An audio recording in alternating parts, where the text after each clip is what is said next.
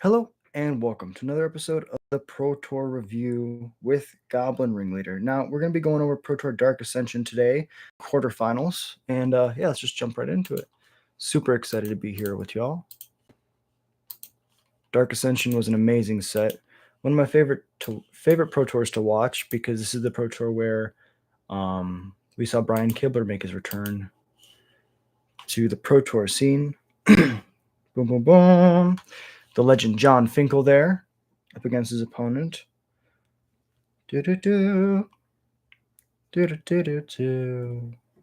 Lead it off with a Dark Slick Shores and to a Delver of Secrets. And then his opponent plays a Seachrome Coast and plays another Delver. This looks like it might be modern. Although, yes, this does look like it's modern because we have Scars of Mirrodin cards. Although Mana Leak might have been reprinted in a core set. I'm not exactly sure. I believe this is modern because Ponder I don't think is from any of these newer sets. Seeing double Drog Skull Captain, 3 lands, the hand for John Finkel.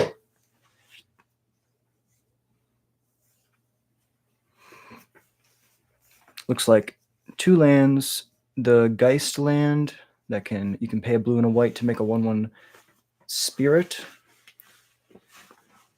An Invisible Stalker, a 2-mana 1/1 with hexproof and unblockable. Really good in these mirrors. And a Gut Shot, so this does look like modern. The Delver is dead.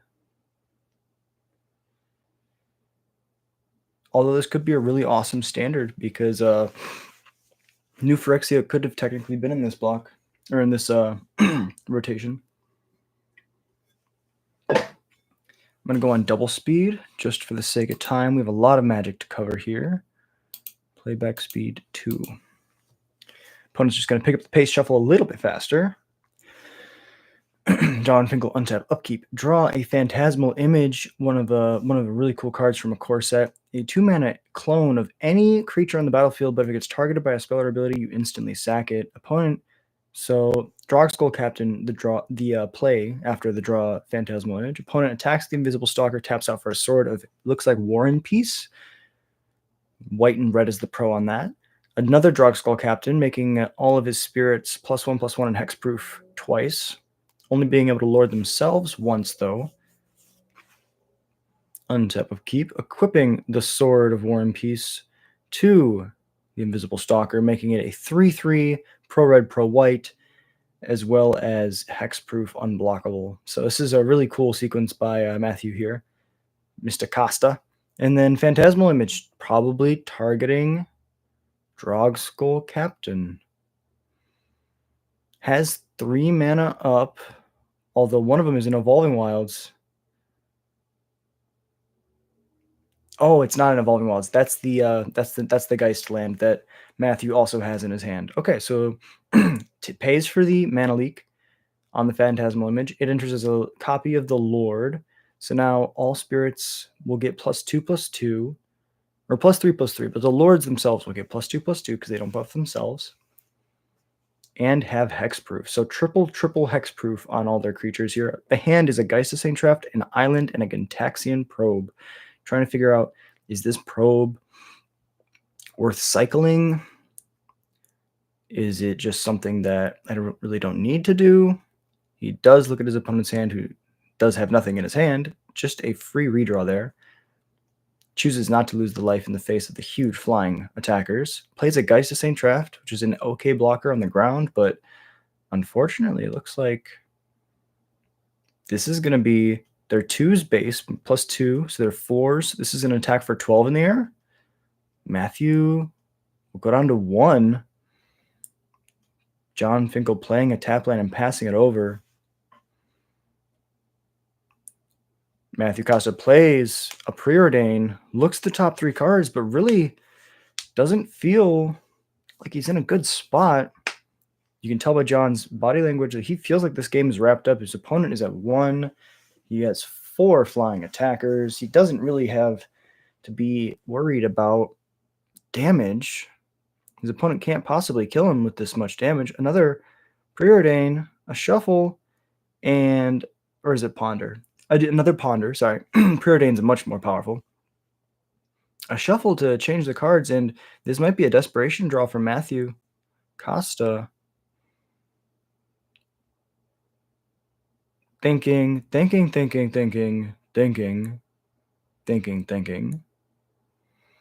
The draw was a Snapcaster Mage. The issue is your opponent has only flyers, and you have only a Gitaxian Probe in the graveyard. If you tap out to cast that Snapcaster Mage, you don't have any other mana to do things. Opponent pile shuffling as fast as possible in the background. Attacks with everything. And makes a flying blocker to chump the Angel and puts it away, does John Finkel. Yeah, the legend here, absolute legend of the game. John Finkel, one of the greatest, I would say, Pro Tour Hall of Famers of all time. Undisputably one of the GOATs of the game. It's really good to see him here jamming Standard in Pro Tour Dark Ascension. We're going to skip right to the next game. Look at a quick smile, quick conversation here from John. Always good to see the players doing their best, jamming their games.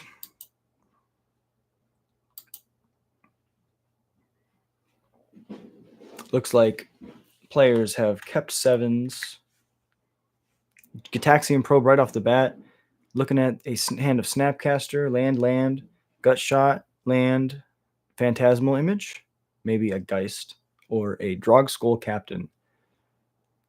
There's the Dark Slick Shores, Glacial Chasm, Double Dark Slick Shores, Island.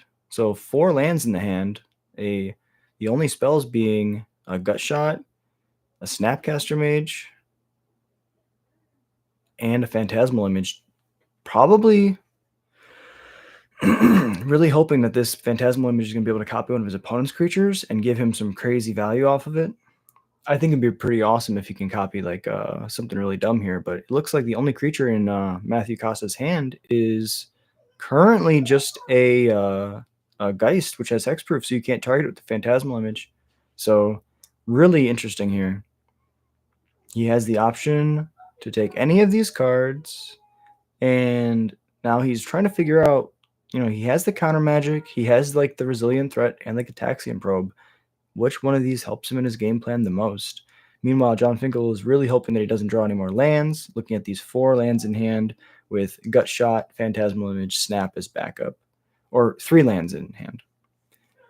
Now they're really trying to figure out what to do, and I think they're just going to try to race. It looks like both these players not really... Oh, Lingering Souls is going to come up the board real nice here, being able to just be deployed onto the battlefield, make 2 1/1s. It can't block, but it can raise this Invisible Stalker right now.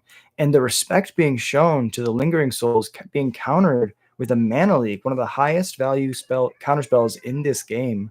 Super, super important here to be trying to slow your opponent down. If you're Matthew Costa, you really need to make sure you're the aggressor. Your deck is built in a way, we saw at game 1, where if your opponent gets ahead of you, you don't really have a way to recoup. Matthew Costa is pretty much just trying to play literally a Delver strat, where they get a threat on the battlefield, they protect it, and they win with that threat.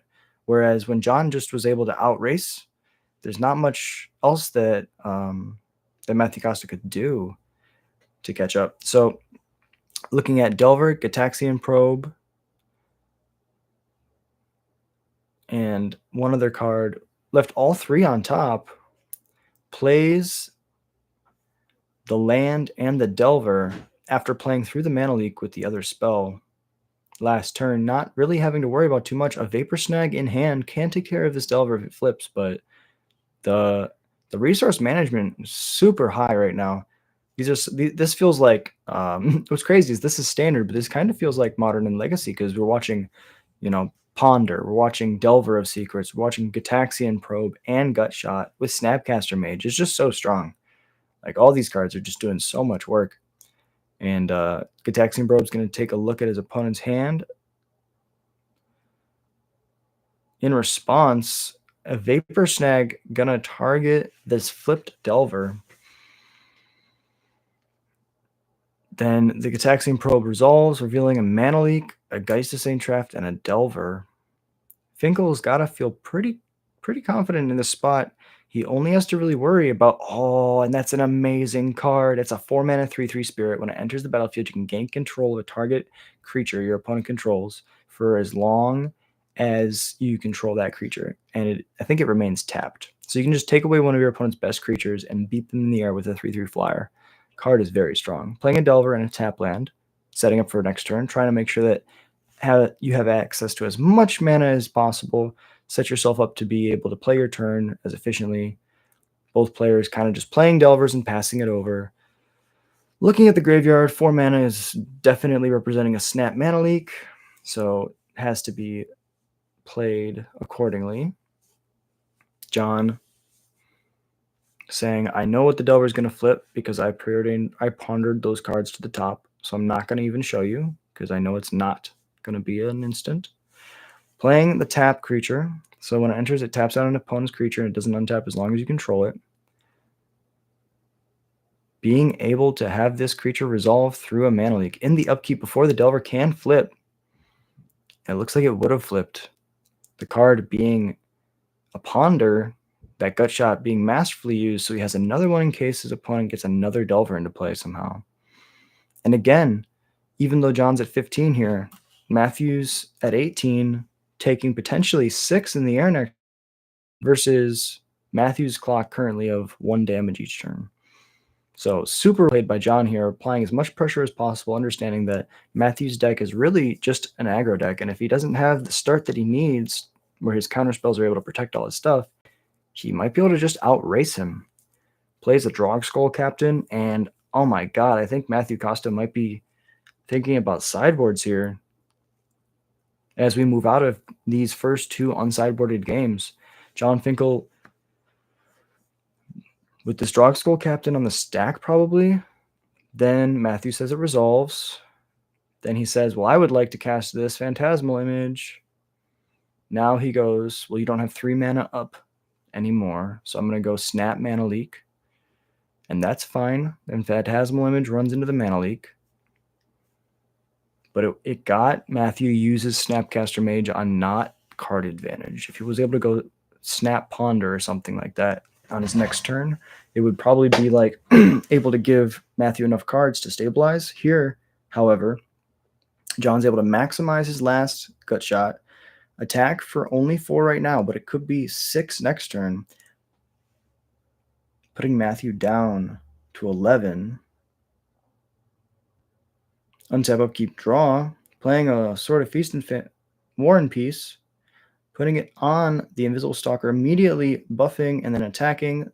The draw flips, and this is 4, 5, 6, 7, 8, 9 coming across. Matthew should be at 2. Can he race? Can he race? Again, you see Matthew not able to do anything but try to attack here, saying my deck should be faster than yours. John saying, well, you're at 2, and that doesn't kill me, so I think I just take this damage. Going down, you gain some life, but I still have enough blockers, and you're looking at a reactive spell and a threat that cannot block in the air. And this looks like it's going to be a loss for Matthew Costa in these first 2 unsideboarded games. Really close games here, though. Both these players having Gataxian Probe and Gut Shot, really allowing the fight to happen with almost no resources. Now another Drog Skull Captain off the top being slammed by John Finkel here in attack, and Matthew just kind of looks at his graveyard and says, yeah, that's it. GG's. To lose to John Finkel is not you see the person like, I'm trying to look at John. John, did you get there? He's like, I got there too. Yeah. If you get to have that moment of acknowledgement from John Finkel, that's one of the greatest moments of all time. Hey John, did you win? Yeah, I won, bro. Did you win? Yeah, I got there. Oh, that must be like fucking amazing. Okay, it looks like now they're sideboarding. They're trying to figure out what to take out, what to take in. Flashing over to another game. This looks like, could that be Paul or Vito Dama da Rosa?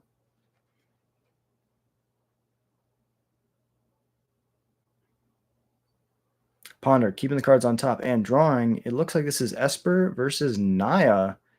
A really cool matchup here. Maybe it's just Gruul. I'm not seeing any white yet. See a Kessig. Double Huntmaster of the Fells. Looks like that's an Inferno Titan.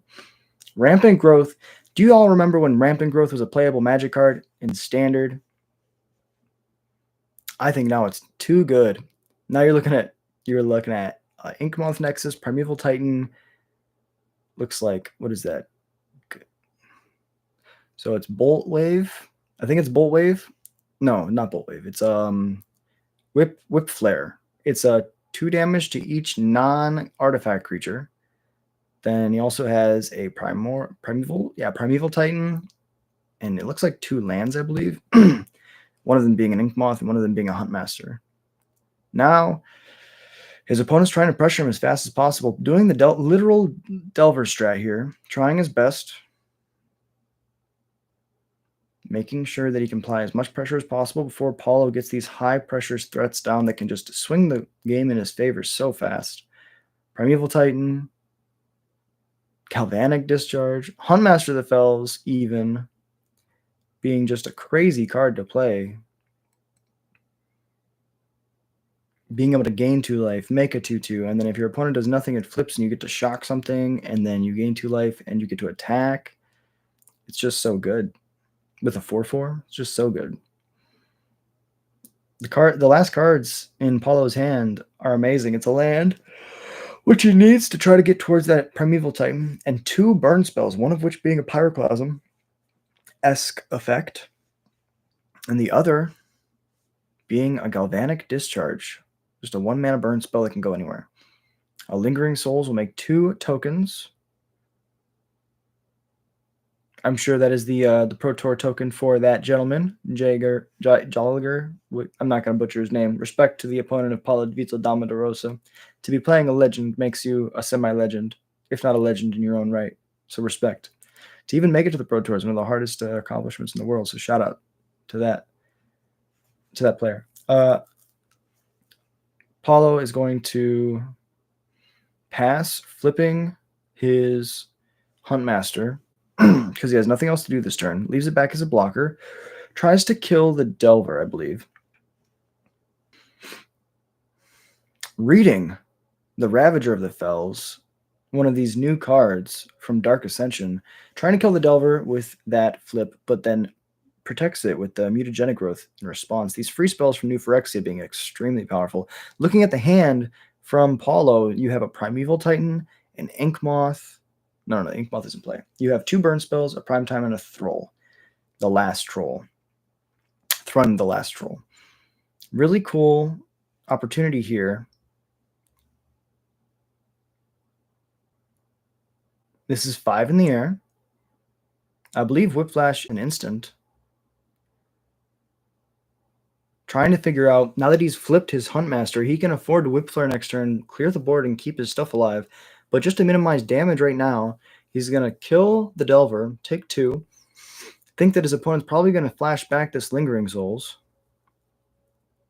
Instead, it's that Spirit we saw last round that taps down a creature.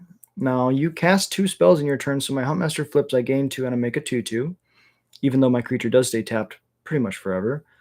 Looking at the graveyard, make sure he doesn't lose to something, and slams a Thrun. Thrun being hexproof, you can pay 2. It's got Shroud, basically, and then you can pay 2 to regenerate it. So it's pseudo-indestructible, and as long as you don't have mass exile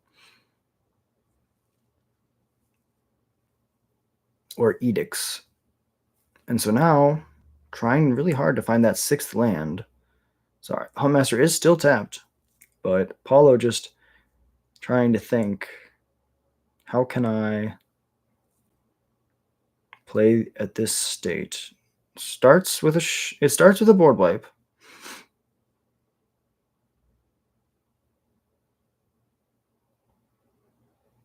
The issue being, if his opponent has a counterspell, it's really bad for him.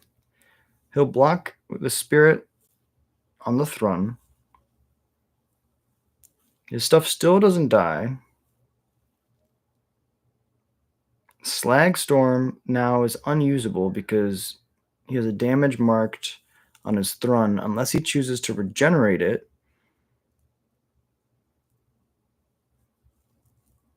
Paulo really debating here, trying to figure out if he should pass, and he does elect to just pass, leaving up the Ink Moth. His Huntmaster flips, and he gets to shocks the 3/3. And that happens in the upkeep, I believe, so that now if he blocks with this Ink Moth, it'll trade with a 3/3, disincentivizing him from attacking, while still allowing him to be aggressive. Hey, what's up, AJ? Oh, I appreciate you dropping in. That means a lot to me. Yeah, we're doing a lot of YouTube shorts. We do 10 plus YouTube shorts a day. Try to do like a split between lore and like commander content.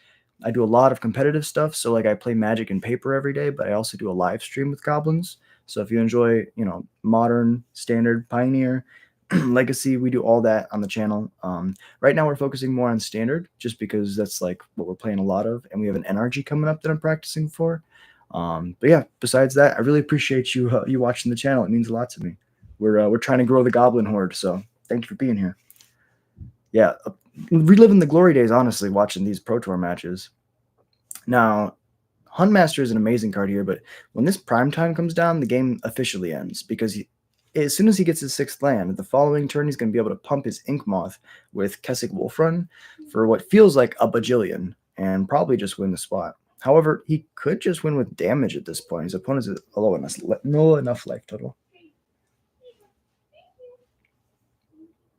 Oh, hell yeah. That's awesome, bro. Yeah, honestly, I think that the best part about Magic is when you're learning. Like, I've been playing since I was like 13, 14, and like I'm learning new stuff and there's new mechanics, there's new cards all the time. So like someone told me they're like the best time to start Magic was yesterday, but if you didn't start yesterday, start now. And so I really like that. And yeah, like the stuff that I've learned through all the years of playing Magic, honestly, I just want to like pass on to like the new players because new players may not know that they can watch these Pro Tour matches. They may know, but they may not have the same enthusiasm for them that I do. So if I can like show y'all how I play EDH, if I can show y'all how like I like to how my brain works, if I can help just one person play the game a little bit better, then that's the dream. So I really appreciate you, bro. Boss, I appreciate you, boss. Sorry. Dark Ascension was one of my favorite sets when it came out. I started playing it like RTR Gate Crash. My first box was Magic 2013. But I remember looking at the boxes of Dark Ascension and being like, oh my god, that's so cool. She just left you outside? Come on, it's cold.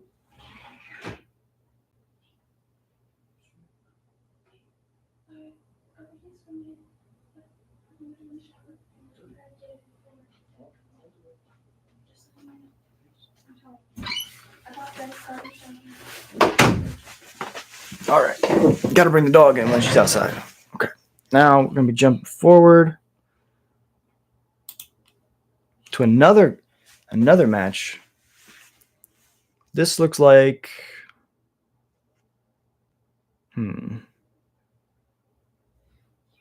Is that Yu Yu Watanabe versus? No, it's not Yu Yu. I don't think.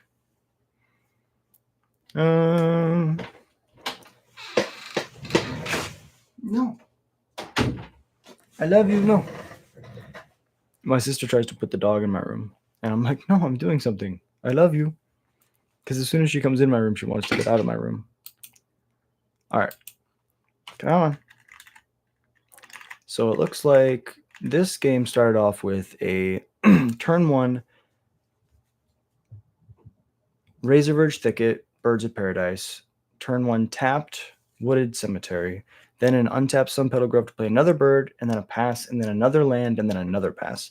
Now a Hero of Blade Knight, Golden Knight, Hero of Blade Knight is coming down, and opponent just plays Go for the Throat on the hero. It's Mamoru Nagai versus Lucas Blowhorn. I knew I recognized Lucas. He's an old Pro Tour grinder, and I'm sure Nagai is too. I just haven't seen him as much. And Blade Splicer here coming down, making another body, sticking around. This is gonna be a real issue for this this Golgari deck that looks like to have double Grave Titan. Oh, it's actually Jund. So now we see Strangleroot Geist coming back with a counter. A Black Sun Zenith putting a -1/-1 counter on each creature, killing a bunch of stuff. An Evolving Wilds grabbing a basic mountain and a pass. If Nagai wins this game, he wins the match. This is an attack for 1, 2, 3. It's an attack for 3. Coming down. And a Birthing Pod. Really cool card in Standard here. It looks like this is a Selesnya pod deck, which is really awesome to see. And the draw looks to be, I would have to guess that's a Green Sun Zenith. It can't, so there's an Ancient Grudge in hand. Ancient Grudge is used on the Birthing Pod. And then it is a Green Sun Zenith. Grabbing a Birds of Paradise, the 1/2 combo. Birds of Paradise in Standard, and the Green Sun Zenith being a 2-mana Rampant Growth that can grab any fixing that you need with this bird. The issue is now the bird can just die. Thinks about Disfigure. That's what I'm guessing this is. Disfigure being very strong here.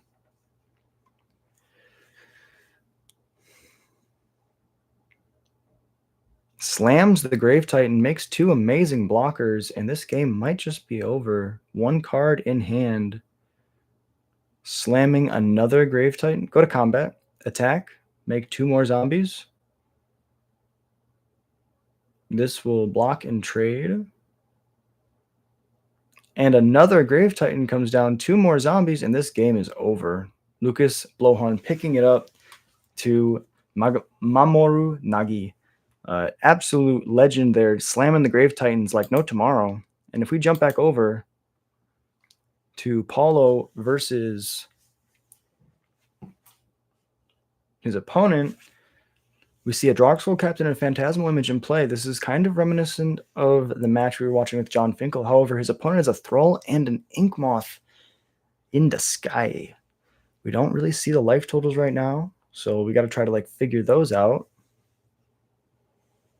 Guessing it's 10. Yeah, I was going to say it's 10 to 12. That's crazy. Okay. Now, really interestingly, a Primetime comes down Paulo saying, I don't think you can kill me right now.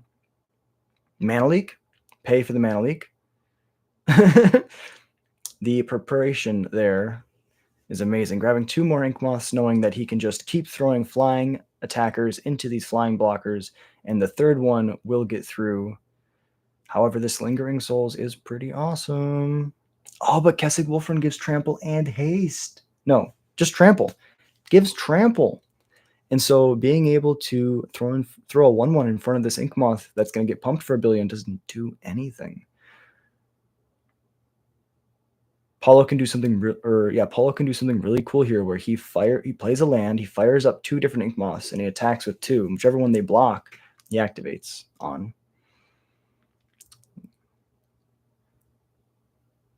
The Spirit's opponent here really thinking about how he can't just die. He's saying, if I have enough damage, I could kill you in the air, but my creatures don't have haste, and this is just 1 extra Lord. So the most I can do here is 8. So close. Really close here. And even if he were to attack, he'd just die on the backswing. He's realizing that Paulo has this match. Just an attack for 2, or 3, because they're both Lords. Puts them to 7, plays a Lingering Souls. These will be 3/3 1/1s. So casts it and flashes it back. These are all 3/3s. Because there's 2 Lords. Now Paulo has to try to figure out, can I punch through this much damage?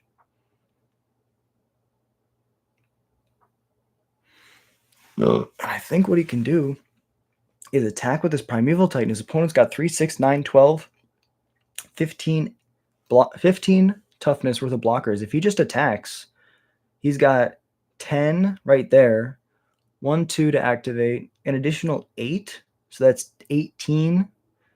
18 damage coming through minus his opponent's 3, 6, 9, 12, 15. His opponent would take 3, but he'll have to block with everything. And if he doesn't block, he just dies. Very close combat math here. Combat? Oh no, yeah. Combat, attack, trigger, get two things. Blocks like this.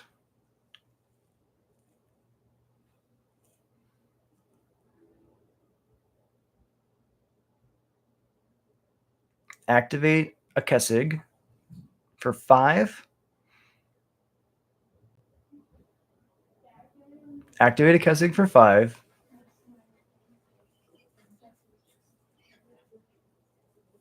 Put the buff on the Thrun. All the tokens die, a little bit of trample damage, and now Hager just doesn't have a way to push this damage through to win this game, and Paulo's going to just have this wrapped up pretty tight.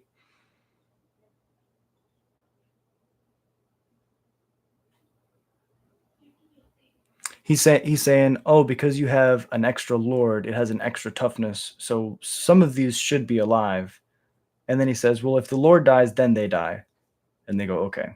Now, you're trying to figure out, how can I win this game through this?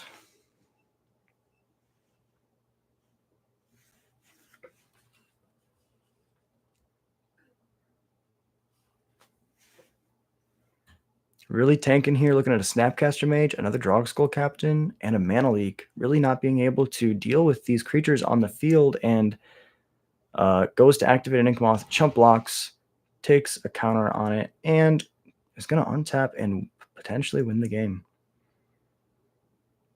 Combat. Like to attack. Snap. Vapor Snag. Snap, try to block. Pump it. Pump it for 1 billion.